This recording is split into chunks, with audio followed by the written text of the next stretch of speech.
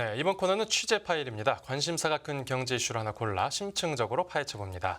네, 미국에서 실리콘밸리은행 파산 사태가 벌어진 지 1년이 지났습니다. 그런데 최근 미국 지역은행을 중심으로 위기음이 다시 들리는 분위기인데요. 미국 상업용 부동산 관련 소식 국제경제부 이재원 기자와 함께 다뤄보겠습니다. 네, 어서 오십시오. 안녕하십니까. 네, 오늘 주인공이 뉴욕 커뮤니티 은행인데 이 은행 주가가 최근 어떤 흐름을 보였는지부터 정리해 주시죠. 예, 우리 뉴욕 커뮤니티 뱅코프 우리 이 머리 약자를 따서 NICB라고 부르겠습니다. 우리 NICB 사태가 우리 본격적으로 세상에 알려진 게 올해 1월입니다. 네. 1월 31일에 이 NICB의 주가가 하루 만에 37.6%가 급락했거든요. 주가 수준으로 보면 20년 만에 최저치입니다. 장중에 46% 거의 반토막이 나서 거래가 일시 중지되기도 했습니다. 네. 그날 이렇게 주가 폭락 사태를 일으킨 건 바로 NICB가 실적을 발표했기 때문이거든요. 이 대규모 손실이 있다는 게 이날 밝혀졌습니다.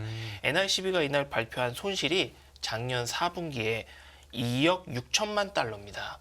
이 1년 전 그전 4분기에는 1억 9,900만 달러, 그러니까 약 2억 달러 이익이었는데 그걸 다 이미 까먹고도 6천만 달러 넘게 더 손실을 봤습니다. 그리고 주주들에게 돌아갈 분기 배당금은 이제 17센트에서 5센트로 줄인다고 발표를 했습니다. 이 NICB 주가가 NICB 실적이 이렇게 나쁘게 된 이유는 이 사전에 말씀 주신 이 상업용 부동산 우리 그 커머셜 리얼 이스테이트라고 해서 이 약자로 CR이라고 하거든요. 네. 여기에서 이제 부실이 났다라고 이제 NICB가 좀 실토를 했습니다. 네. NICB가 이 CR에 대해서 여러 가지 대출을 해줬는데 두 개가 지금 현재 좀 부실이 심각해서 우리가 빌려준 돈을 좀 못 받을 것 같다. 그래서 대손 상각 처리를 했습니다. 네. 이 대손 상각 처리한 규모가 1억 8,500만 달러입니다. 그러니까 아까 손실에서 거의 대부분이거든요. 네. 1년 전에 이 대손 상각 처리한 것이 100만 달러였는데 1억 8천만 달러를 못 받겠다고 했으니 네. 이 주주들이 굉장히 쇼크를 받았고 그게 주가 급락으로 이어졌습니다. 네. 이 NICB는 그래서 앞으로 더 이 부실 규모가 생길 수 있기 때문에 대손 충당금을 적립한다고 했습니다. 이게 바로 5억 5천만 달러를 잡았습니다. 이전보다 790% 늘어난 것입니다. 앞으로 이 대손 충당금이 실제 부실로 이어지냐에 따라서 이 NICB 사태의 전개 사태를 좀 지켜볼 수 있을 것 같습니다. 그러니까 아직 손실이 확정된 건 아닌데 이 손실이 거의 확실시 되니까 그 충당금을 미리 쌓아놨다는 거군요. 그런데 이번 지역은행 문제가 작년 실리콘밸리은행 파산 사태 때보다 더 우려스럽다는 시각도 있는데 이건 왜 그렇습니까? 예, 우리 몇 가지 큰 이유를 좀 짚어볼 수가 있겠는데요. 이 NICB가 그동안 좀 몸집이 좀 커졌습니다. 네. NICB는 지난 2022년에 플래그스타 은행을 인수했거든요. 그리고 SBBA 우리 실리콘밸리 은행과 함께 그 이후 이 파산을 맞게 된 이 시그니처 은행이 있습니다. 이 시그니처 은행도 이 NICB가 인수를 했습니다. 그러면서 자산 규모가 1억 달러 이상으로 불어나게 됐습니다. 네. 이 미국 금융시장에서 이 은행이 자산 1천억 달러가 넘게 되면 이 엄격한 자본과 이 유동성 규제를 받게 되거든요. 이 보통주 자본 비율도 높아야 되고 이 바로바로 현금을 지출할 수 있게끔 이 현금 유동성 비율도 높아야 됩니다. 네. 그렇기 때문에 이 안전한 자산 구조를 가져야 되는데 근데 몸집은 커졌지만 이 영업하는 행태는 그 전에 작을 때와 큰 차이가 없습니다. 이 NICB의 자산 구성을 보면 이 CRE 비중이 특히 높고요. 네. 이 아파트 비중이 워낙 높아서 이 수치로 좀 제가 말씀을 드리겠습니다. NICB의 CRE 비중은 56%입니다. 근데 다른 지역은행들은 20% 내외입니다. 네. 이게 대형은행들은 사실 1%에서 한 4% 정도밖에 가지고 있지 않거든요.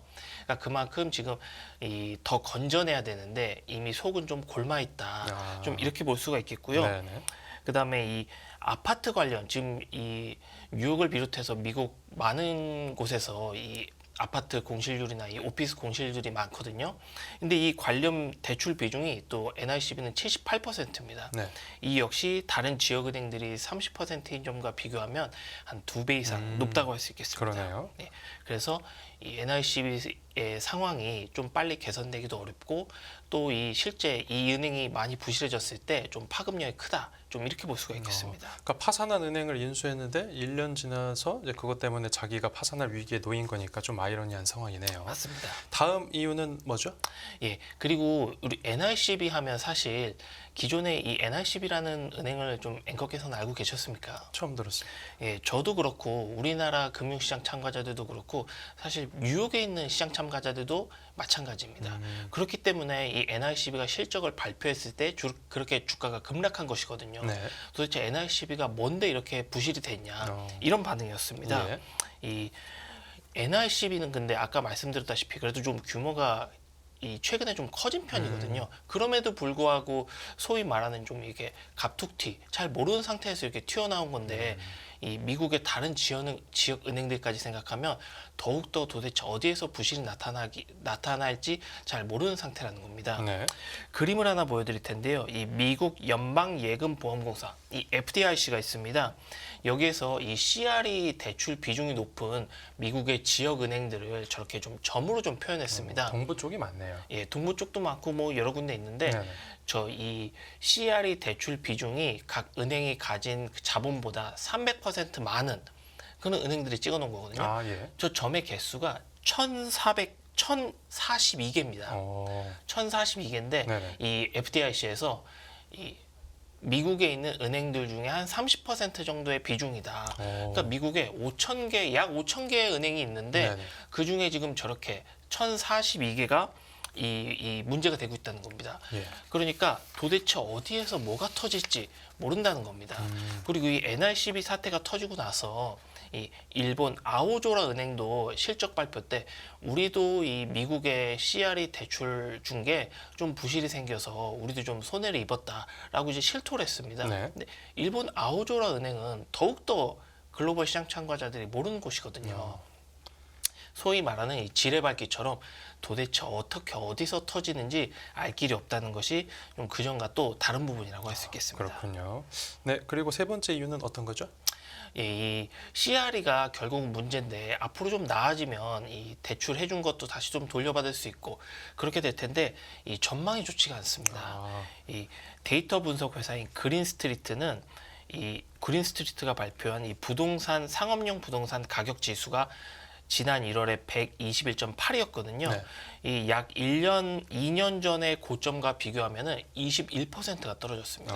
예. 근데 여기 이제 리서치 헤드는 오피스 섹터의 가치는 앞으로 계속 하락할 것이다 이렇게 얘기했고요. 네. 또 다른 또 연구기관인 캐피털 이코노믹스는 부진한 수요와 높은 금리로 인해 오피스 빌딩 가격이 20% 급락할 수 있다고 또 전망을 했습니다. 네. 그리고 뉴욕 컬럼비아 경영대학원은 미국 사무실 건물의 가치가 2029년까지 40% 금액으로는 4,110억 달러 급락할 것이라고 얘기했습니다. 네. 이 국제신용평가사 이 피치는 오피스 담보 대출 연체율이 올해 말에 8% 이상으로 높아질 수 있다고 우려했거든요. 네. 작년 4분기에 이 오피스 이 공실률이 6.5%입니다. 이것도 거의 사상 최고치인데 이거보다 더 높아질 수 있다. 이렇게 보고 있고요. 이 또 다른 국제 신용 평가사인 무디스는 이 작년 4분기 미국 오피스 공실률이 죄송합니다. 아까 얘기했던 건 오피스 담보 대출 연체율이었습니다.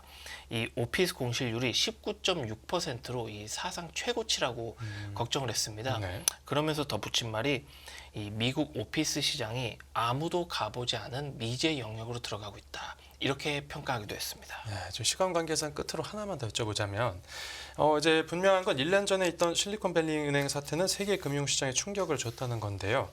이제 물론 미국 당국이 이제 투자자들을 안심시키고는 있겠지만 지금 미국 주식에 투자했던 이른바 서학개미들이 안심해도 되는 상황이겠습니까? 예, 지금 많은 글로벌 IB들이 이 미국 뉴욕 증시의 주요 지수에 대한 이 올해 말 목표치를 많이 높이고 있거든요. 네.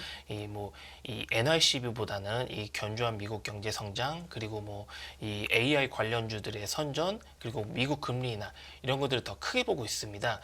다만 지금 요즘 많은 자산 가격이 오르고 있기 때문에 우리 이제 그 미국 증시에 투자하시는 분들이 그러면은 이 미국 은행도 조금 있으면 회복될 테니 그럼 NR12를 포함해서 이런 주식들을 좀 사도 되지 않냐 이런 생각들을 하실 수 있거든요. 하지만 이 제롬 파월 연준 의장도 일부 미국 은행들이 파산할 수 있다는 경고를 했기 때문에 그런 점에 대해서는 좀 상기하고 계셔야 될 것 같습니다. 네, 알겠습니다. 네, 오늘 취재 파일은 여기서 마무리하겠습니다. 잘 들었습니다.